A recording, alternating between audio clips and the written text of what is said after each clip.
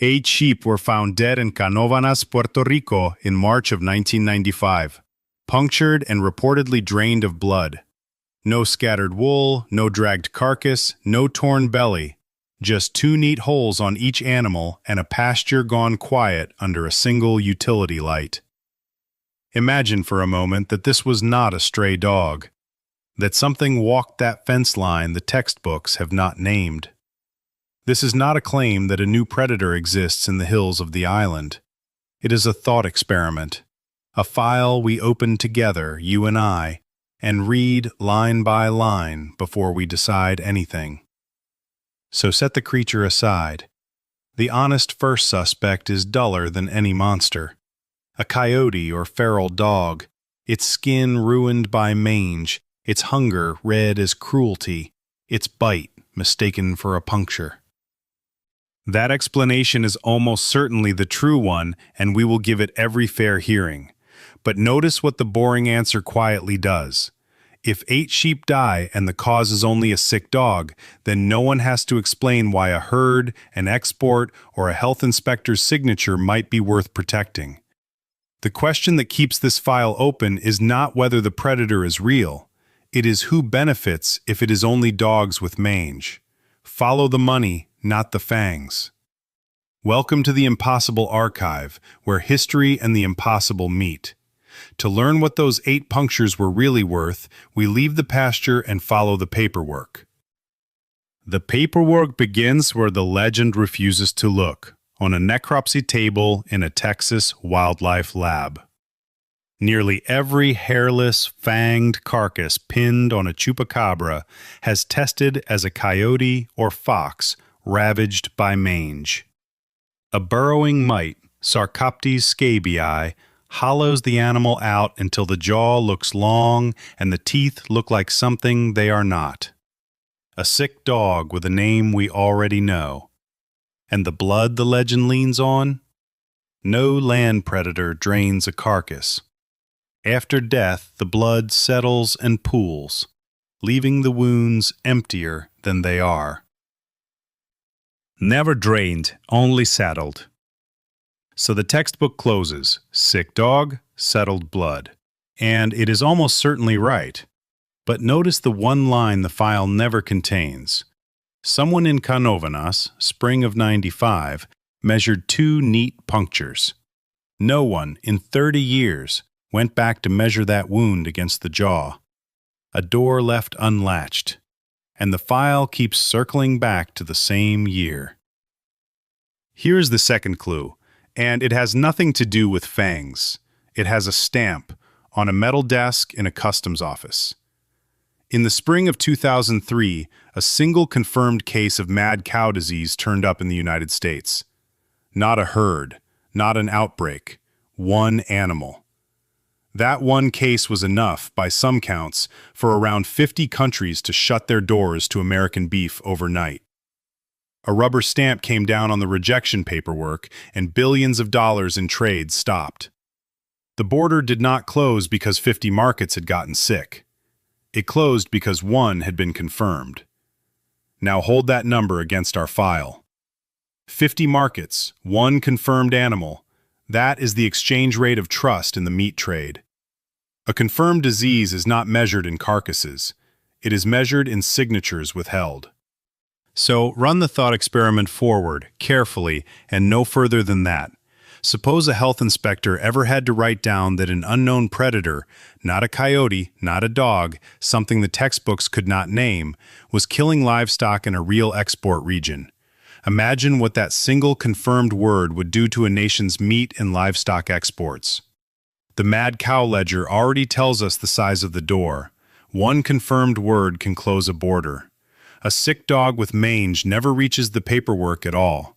A sick dog with mange costs no one a market. A named unknown could cost a nation 50. The file does not yet say who signs that stamp, only that the stamp is worth protecting. Clue 3 starts with the pyres. In 2001, England burned its herds by the field, and farmers watched their pastures turn to smoke.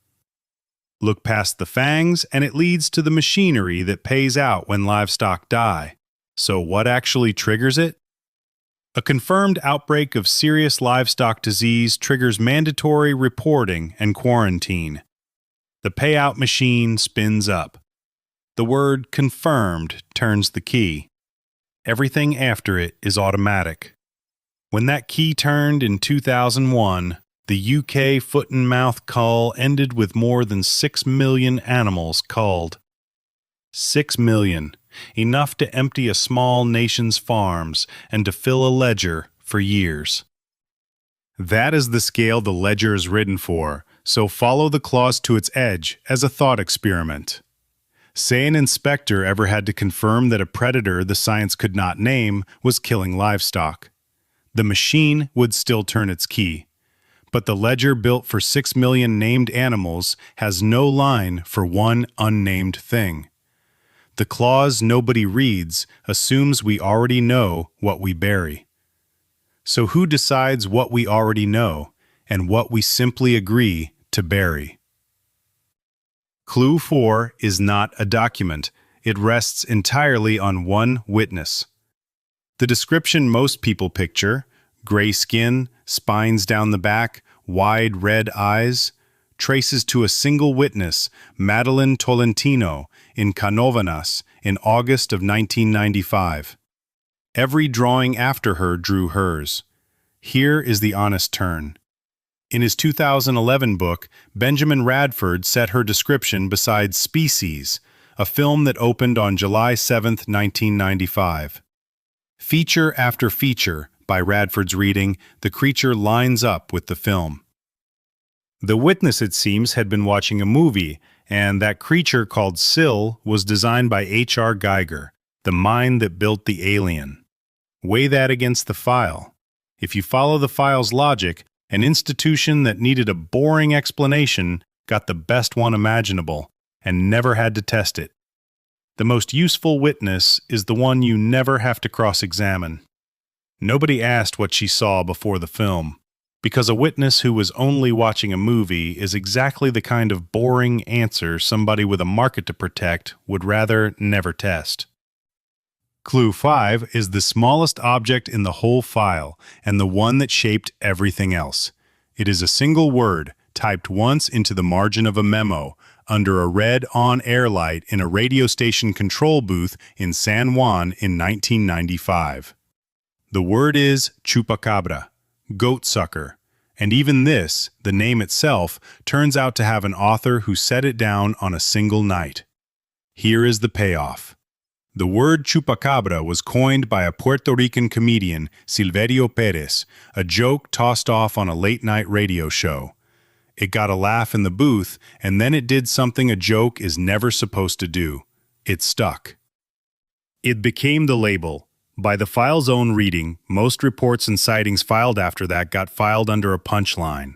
Now hold that against the file, because a name is a filing decision, and a joke is the easiest name to keep.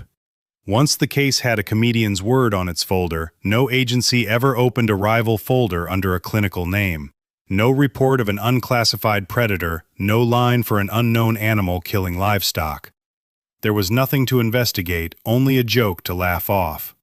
Bury a case under a punchline, and no clerk has to sign a thing.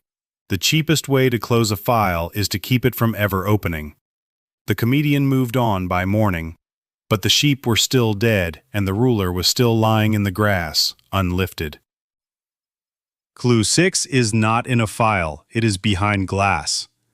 Picture a small folk art museum in southern Texas, a hand-carved wooden curio under a single spotlight, and beneath it, a label that names the thing without asking who named it first. But here, unlike the customs desk and the insurance clause, no single hand signed anything. The trail runs out into a crowd. Now the documented spread, plainly. By the late 1990s, within a few years of the first reports out of Puerto Rico, similar sightings had crossed into Mexico and the southern United States. The same gray shape, the same 2 punctures, the same convenient word already waiting for them. That is not a monster traveling, that is a folk explanation traveling, faster than any animal could, because it needed no legs. It only needed a label that already fit. And here is where the file quietly closes itself. A trade ban that follows a disease scare can take months, even years, to lift, long after the animal health worry is settled. The paperwork outlives the fear that wrote it. So does the name. By 2000, the word had crossed 3 borders. Nobody at any of them asked who first typed it into a memo. It just files everything under the word it already has. So the trail runs out here in a Texas glass case, 30 years downstream from a joke. And one measurement no one ever took again. So go back to where the file opened. A pasture outside Canóvanas, March of 1995, 8 sheep with the same 2 neat punctures. And here's the thing nobody ever did with that wound. Nobody measured it twice. Report to officers, officers to newspapers, newspapers to a museum label, the label to folk memory. 6 hands, and not one reopened the ruler. The field measurement in 95 was the last real one. Everything after was a copy of a copy. The ledger explains why. To remeasure, some agency would have to open a serious file and risk finding an animal it could not classify. The mange explanation cost nothing and closed everything. Which is the honest reversal the whole file has been circling. The most perfect place to bury something is under a story everyone is already laughing at. So ask yourself, which is the more unsettling world? The one where an unknown animal walked out of that pasture, or the one where it did not, and 6 institutions still never checked, because a clean stamp was worth more to everyone who trades on it than the truth? Somewhere, a stranger case is sitting in a drawer right now, filed under a name nobody bothered to question. So which name is your own strangest case still filed under, unmeasured, because no one ever thought to ask?